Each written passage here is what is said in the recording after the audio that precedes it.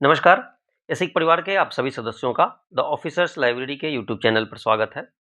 हम अभी देख रहे हैं ऑडिट एंड अकाउंट मैनुअल के चैप्टर्स को। हमने 1 से 13 तक चैप्टर को कंप्लीट किया है। आज हम लोग देखेंगे चैप्टर नंबर 14, 15 एंड 16 को। आपको पता है हम ये chapter rapid fire question answer के फॉर्मेट में देखते हैं। स्टार्ट करते हैं। फर्स्ट क्वेश्चन है, how is duplication of HBA यानी house building advance for the same house prevented. एक ही घर के लिए डुप्लीकेशन कोई एडवांस न लिए जाए, इसके लिए प्रिवेंशन के लिए हम क्या तरीका अपनाते हैं? तो by maintaining an alphabetical index register of employees who received HBA। Alphabetical index की बात है, यह कॉमन सी बात है, यह एग्जाम पॉइंट ऑफ व्यू से इतनी इंपॉर्टेंट नहीं है, बट आपके इस चैप्टर्स के पॉइंट्स में दिए गए हैं, तो हम चैप्टर्स के निचोड़ को एक तरह से आपके सामने रखते हैं। Next question, is form A72 used for recording all types of advances? Yes, a separate form A72 is maintained for each kind of advances. Next question, how is acknowledgement for outstanding advances ensured? क्या होगा? Acknowledgements in form A71 are obtained after March closing. यहाँ है A71. What is the procedure for refund of security deposit? अब security deposit जो किए गए थे उसे रिफंड का क्या प्रोसीजर है? Claims in form A74 are verified. Original receipts traced and approved refund processed. तो ये तरीका है रिफंड के लिए। कौन सा रिफंड? तो सिक्योरिटी डिपॉजिट का refund. Next question, lapse deposit recorded in which form? किस फॉर्म में लैप्स डिपॉजिट रिकॉर्ड किए जाते हैं? लैप्स डिपॉजिट फॉर्म A73A में किए जाते हैं। दूसरा, what is the refund form for lapse deposit? अब इसका रिफंड फॉर्म क्या होता है? ये दोनों एक साथ है, यहां से क्वेश्चन पूछे जाने की संभावना भी है। Form A73B। अब A73A में क्या हो रहा था? तो लैप्स डिपॉजिट रिकॉर्ड किए जाते थे, और रिफंड के लिए कौन सा फॉर्म यूज होता है? तो बी होता है। तो यहाँ A73A and A73B। Next question, can lapse deposit be refunded? क्या रिफंड किया जा सकता है? तो आपने पहले देखा कि जो हमारे पास अवेलेबल थे यह रिकॉर्डेड थे, बाद में उसे रिफंड किया जाता है किस फॉर्म में? A73B। नेक्स्ट क्वेश्चन है, क्या यह रिफंड किया जा सकता है? तो यस, बिल्कुल किया जा सकता है। फॉर्म नंबर कौन सा? तो A73B से। और क्या होगा उसके लिए due process?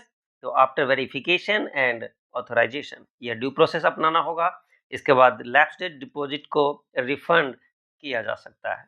Next question, who prepares the list of lapsed deposit? अब इसे प्रिपेयर कौन करता है इस लिस्ट को?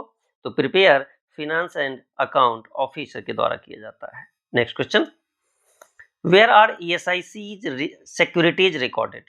अब ESIC के सिक्योरिटी कहाँ रिकॉर्ड किए जाते हैं? तो फॉर्म नंबर इसके लिए A75 है, रजिस्टर ऑफ सिक्योरिटीज भी इसे कहते हैं। Next, who verify security annually? अब इन सिक्योरिटीज को कौन वेरीफाई करते हैं? तो वेरीफाई करने की जिम्मेदारी द ऑफिसर इन कस्टडी, यानी जिसके कस्टडी में है उनकी होती है। और दूसरा कब तक? तो by 1 April. Next, who manages ESIC's investment fund? आपको पता है ESIC के जो फंड होते हैं उसे इन्वेस्ट किया जाता है, और यह इसका मैनेज कौन करता है इसको? तो पोर्टफोलियो मैनेजर्स। जो पोर्टफोलियो मैनेजर्स हमारे यहाँ वो इस फंड को मैनेज करते हैं, जैसे UTI AMC। अब UTI AMC क्या है? आपको पता है UTI AMC का मतलब है एसेट मैनेजमेंट कंपनी। तो UTI asset management company, SBI funds इत्यादि, ये हमारे जो इन्वेस्टमेंट फंड है उन्हें मैनेज करते हैं, इन्हें पोर्टफोलियो मैनेजर्स कहे जाते हैं। Who supervises the investment process and ensure alignment with ESIC investment objectives? अब इन्वेस्ट तो कर दिए गए, इन्वेस्टमेंट जो मैनेजर हैं उनके द्वारा इसे मैनेज भी किया जा रहा है। अब इसे इंश्योर कौन करेगा कि यह ESIC के जो इन्वेस्टमेंट ऑब्जेक्टिव्स है उसके अकॉर्डिंग ही इन्वेस्ट किए जा रहे हैं, इसको सुपरवाइज कौन करेगा? तो सुपरवाइज करने के लिए अलग से हमारे पास द इन्वेस्टमेंट कमिटी, यानी इन्वेस्टमेंट एक कमिटी होती है, वह इंश्योर करते हैं और इस चीज का सुपरविजन भी करते हैं। Next question, who chairs the ESIC investment committee. हमने पीछे देखा कि इन्वेस्टमेंट कमिटी के द्वारा जो हमारा इन्वेस्टेड फंड है उन्हें सुपरवाइज किया जाता है। अब वो उसके चेयर कौन करते हैं उस कमिटी को, तो द फिनेंशियल कमिश्नर, यानी FC जो होंगे ESIC के वह इसे चेयर करेंगे, किसे, इस कमिटी को, इन्वेस्टमेंट कमिटी को। और ये कमिटी क्या करेगी, तो इन्वेस्टेड फंड का सुपरविजन करेगी। Next question, how often does the investment committee reviews investment performance.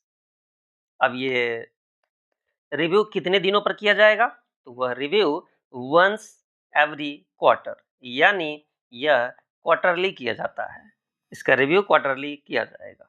Next question है, where should balances of reserve funds be invested, in fixed deposits यानी FD में, with banks and special deposit accounts with central government. यहाँ पर आपको ये तो पहले से पता है, but special deposit accounts central government के पास भी हो सकता है और वहां भी इन्वेस्ट किए जा सकते हैं। नेक्स्ट है, who must attest entries related to loan receipt and repayment in the loan register. Finance and account officer को जिम्मेदारी दी गई है। Next, what happens if an objection is only partially cleared, यानी किसी में ऑब्जेक्शन लगाया गया, ऑब्जेक्शन नंबर 1, 2, 3 ऐसे करके, तो क्या होगा जब पार्शियली क्लियर होंगे और पार्शियली बाकी रह जाएंगे। इस केस में only the cleared portion is entered, the rest remain outstanding. जो क्लियर हो गए हैं उन्हें इंटर किया जाएगा और बाकी आउटस्टैंडिंग रखे जाएंगे। Who reviews the objection book and adjustment register regularly, इसे रिव्यू कौन करते हैं इन रजिस्टर्स को, तो फिनांस एंड अकाउंट ऑफिसर।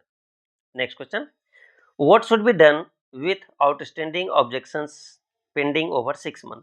अब जो पेंडिंग थे आउटस्टैंडिंग ऑब्जेक्शंस वो 6 मंथ से अधिक हो गए तो क्या होगा, entered in a register and submitted monthly to the finance and account officer. Next, can account related records be destroyed without approval, क्या बिना अप्रूवल के अकाउंट रिलेटेड रिकॉर्ड को डिस्ट्रॉय किए जा सकते हैं? नो, नहीं किए जा सकते हैं। ये तो आपके लिए कॉमन सेंस की चीजें हैं कि क्या किसी अकाउंट रिलेटेड रिकॉर्ड्स को डिस्ट्रॉय किए जाएंगे, बिना अप्रूवल के तो नहीं किए जाएंगे। बट इंपॉर्टेंट यहाँ ये है कि only with the orders from the director general, यानी यहाँ इंपावर किया गया है डायरेक्टर जनरल को कि उनके ऑर्डर्स के बाद ही कोई अकाउंट रिलेटेड रिकॉर्ड डिस्ट्रॉय किए जा सकते हैं। Next, where are corrections to the manual of audit and account recorded in a register titled correction slips issued to the manual of audit and accounts। ये होते हैं। Who approves corrections to the manual of audit and account? इस corrections को approve कौन करेंगे, जो corrections होंगे manual of audit and accounts में उसको approve करेंगे कौन, FC या DG। Next, what must a transfer entry clearly explained the nature of adjustment। यहाँ ट्रांसफर वर्ड से मतलब है फंड ट्रांसफर, यहाँ फंड ट्रांसफर की बात की जा रही है।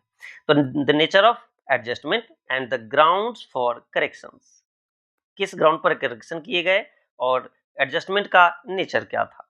Next, can classification errors between revenue and expenditure head, दो हेड की बात है, expenditure and revenue head, be corrected after year and?